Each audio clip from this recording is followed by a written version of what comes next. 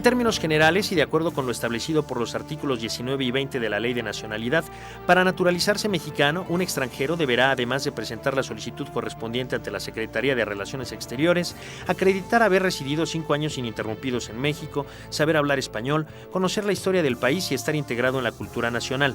Para algunos casos, como los ciudadanos nacidos en algún país de la península ibérica o los extranjeros casados con mexicanos, el periodo de residencia en México exigido inmediatamente anterior a la fecha de solicitud es solo de 2 años.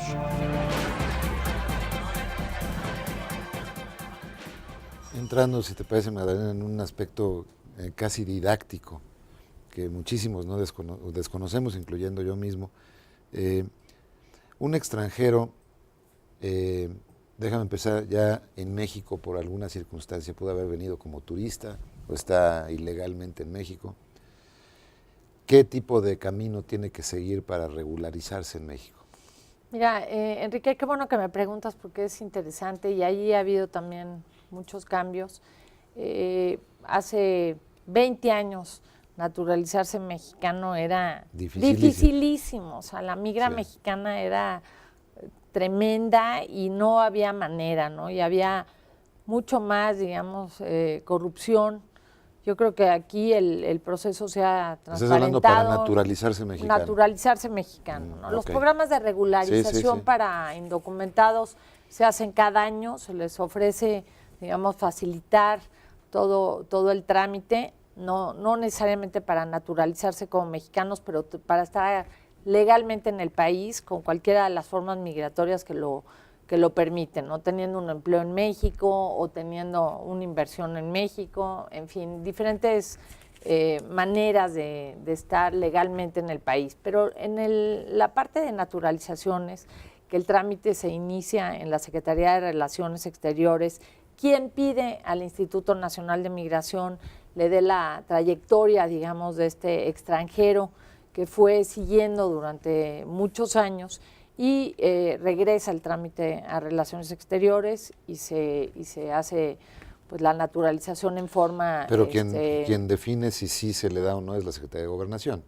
Exactamente, porque es quien tiene, digamos, el historial del extranjero. Y esto a mí me impresionó mucho cuando vi números por cómo la ley en 1998 cambió. En teoría tiene el historial del extranjero, ¿no es cierto? No, queremos creer que sí lo tiene. No sé, llega alguien a lo mejor de estudiante aquí a México y después ya le gustó. Y dice, yo me quiero hacer mexicano, pero ya después le pierden la pista, ya salió de la universidad. Bueno, desde luego siempre hay quien lo quiera hacer formalmente y legalmente, pero hay un universo, digamos. Pero digamos, haciéndolo conforme del librito, ¿cómo sería entonces? ¿Cómo sería? Bueno, pues una persona tiene que tener una calidad migratoria que le dé antigüedad en el país. Hay un mínimo de antigüedad para poder optar. Es la FM2, no te podría dar ahorita los detalles porque no lo recuerdo, pero sí hay dos tipos, digamos, general, así muy ampliamente.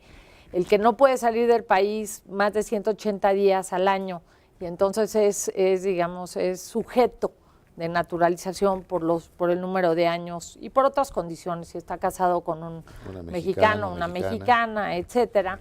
Pero lo que yo te quería decir es cómo ha aumentado y en eso yo siempre he pensado que la migración enriquece mucho a los países duda, y que quien no permita ese flujo natural se pierde de mucho, como nosotros lo hacemos otra vez en Estados Unidos, ¿no?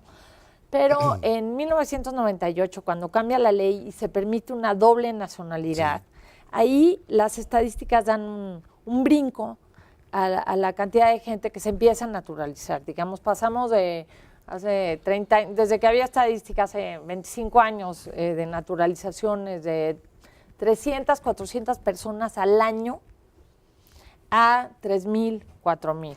Entonces, yo ahí quiero destacar que se ha facilitado que para un país de las dimensiones de México tampoco es así como... Tenemos el 1% de extranjeros, o digo...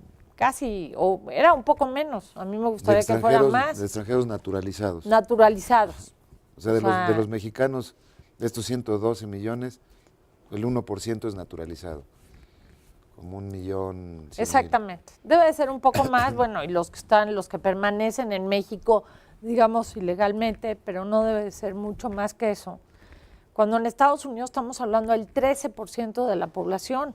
Entonces yo creo que para un país con las dimensiones de México, pues sí es algo muy positivo, digamos, que este trámite se haya agilizado. Sin duda. Y que tengamos extranjeros que... No, por legalidad, por congruencia. Por humanidad. Por humanidad.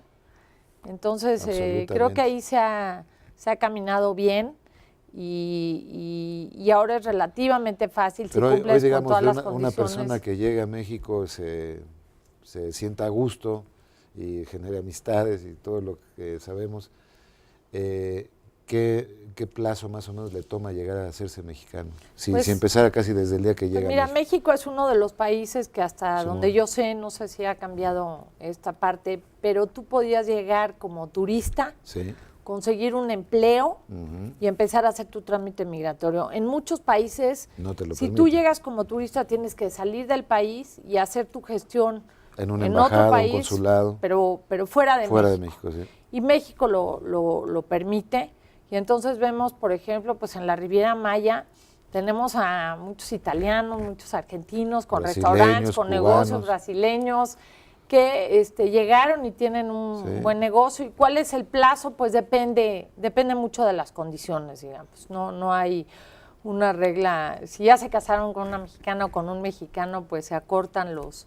Si tienen una visa, digamos, que les permite viajar mucho, pues no crean antigüedad y no son sujetos para ser naturalizados, pero bueno, creo que en eso sí hemos avanzado y yo sigo pensando que a mayor documentación, menor extorsión. Entonces tenemos que hacer un esfuerzo por establecer puentes y no barreras para la migración, para la documentación.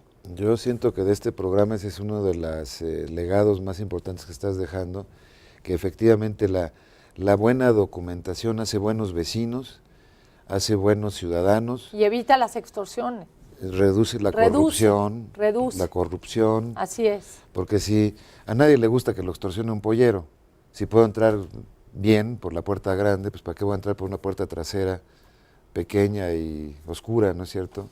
Totalmente. Incluso yo quisiera mencionar un capítulo muy positivo de quienes estuvieron en la Subsecretaría de Población y en Relaciones Exteriores en el 1989, cuando cae el muro de Berlín, y hay una iniciativa muy positiva de traer científicos y artistas. Ucranianos y bueno, pues tenemos varias orquestas del país que se integraron gracias a ese esfuerzo. Claro. Y yo creo que debería de ser un esfuerzo sistemático de tratar, como lo hace, por ejemplo, Canadá, que siempre tiene, digamos, sectores en el que quiere atraer personas con si tenemos ciertos déficits en algunos sectores, ¿no? Científicos o tecnológicos o artísticos. Así es. Pues qué daño nos hace que venga el director de una compañía de ballet rusa.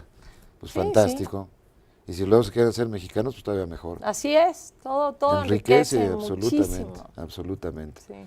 Pues muy bien, vamos al último segmento entonces y regresamos con Alicia Magdalena Carral.